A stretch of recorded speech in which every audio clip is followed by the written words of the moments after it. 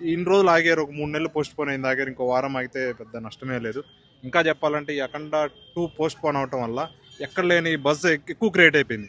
యాక్చువల్గా ఏంటంటే అఖండాకి సీక్వెల్ వస్తుంది సినిమా అఖండ 2, అంతగా హైప్ అనేది అనిపించలేదు. అంటే అంత పెద్ద బ్లాక్ బస్టర్ అయినప్పటికి కూడా అఖండ ఎందుకో అంత హైప్ క్రియేట్ అవ్వలేదు అఖండ 2కి.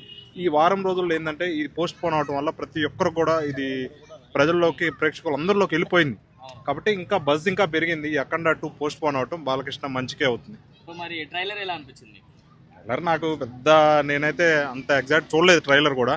అంటే చూడకూడదని కాదు, కుదరకపోవడం వల్ల చూడలేదు.